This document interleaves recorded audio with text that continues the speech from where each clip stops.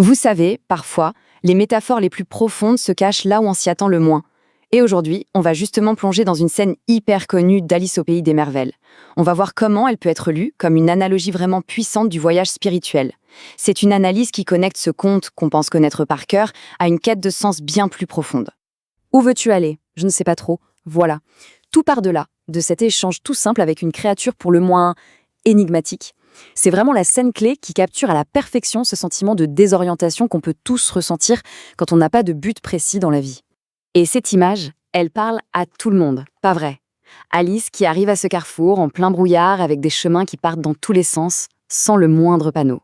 C'est l'image parfaite de ces moments dans la vie où on se sent complètement perdu face à des choix qui ont l'air tous plus flous les uns que les autres. Alors, pour démêler un peu tout ça, voilà le plan de route. On va commencer par le carrefour lui-même. Ensuite, on verra pourquoi le choix d'une destination est si important.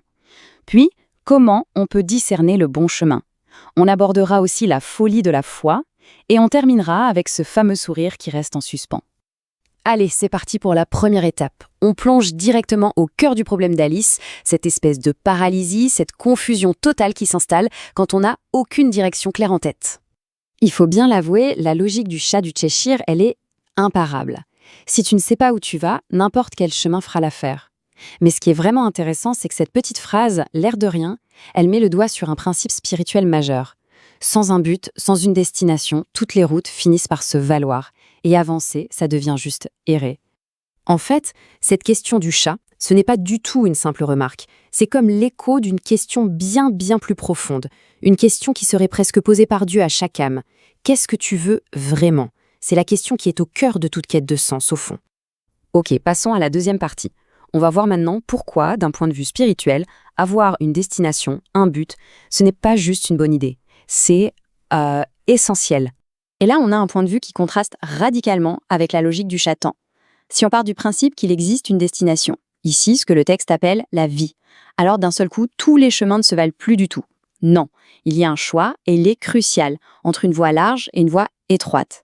C'est vraiment ça le point clé, cette distinction.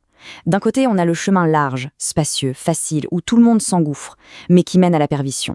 Et de l'autre, le chemin étroit, resserré, plus exigeant, que peu de gens trouvent, mais c'est le seul qui mène à la vie.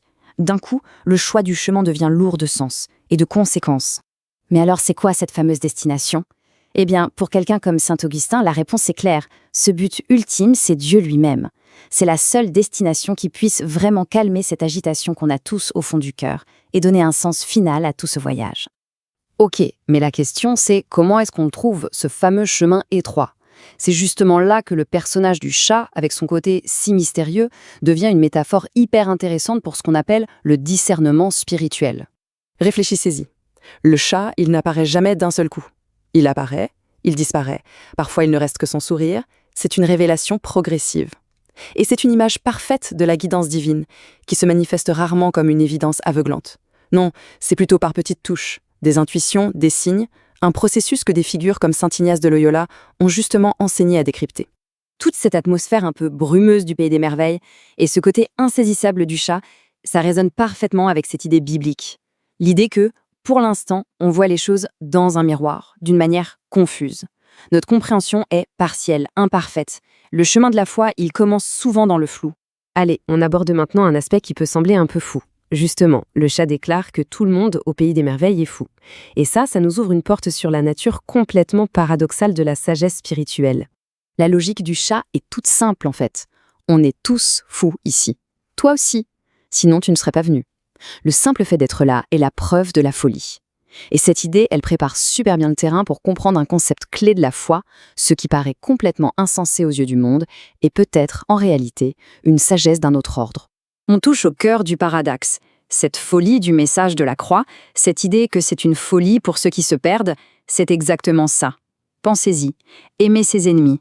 Pardonner encore et toujours. Perdre sa vie pour la trouver. C'est là, dans cette folie, que se trouve la puissance de Dieu. C'est un renversement total des valeurs du monde. C'est ce qu'on pourrait appeler la logique du royaume. Et elle défie toute raison conventionnelle. Descendre pour s'élever, perdre pour gagner, mourir pour vivre.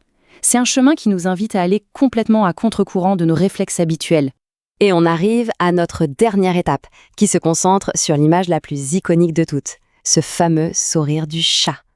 Un sourire qui devient le symbole de ce que la foi peut offrir, au bout du compte. Alice le dit elle-même, c'est la chose la plus curieuse qu'elle ait jamais vue. Un chat sans sourire, ça, d'accord. Mais un sourire sans chat, c'est cette nature complètement désincarnée, immatérielle, qui lui donne toute sa force symbolique. Ce n'est pas un objet, ce n'est pas une personne, c'est une présence. Alors, que représente ce sourire? On peut y voir le symbole de la paix, du Christ. Et attention, on ne parle pas d'une émotion passagère comme la joie ou d'une certitude intellectuelle. Non, c'est une présence, une paix profonde qui reste là, stable, même quand tout le reste autour s'efface ou devient confus. Et cette idée est renforcée par cette parole de l'Évangile « Je vous donne ma paix. Je ne vous la donne pas comme le monde la donne ». Ça veut bien dire que c'est un don d'une toute autre nature, une paix qui ne dépend pas des circonstances extérieures, mais qui est une présence intérieure. Et finalement, le message clé, c'est peut-être ça. Ce sourire, c'est la lumière intérieure. Une fois qu'on a trouvé cette paix, la confusion du monde extérieur, le brouillard, tout ça perd de son importance. L'essentiel n'est plus d'avoir une carte détaillée de tout le chemin, mais de sentir cette présence qui guide de l'intérieur. Toute cette exploration nous laisse avec une dernière question. Et si, au fond, la véritable boussole ne se trouvait pas sur la carte, mais dans le cœur?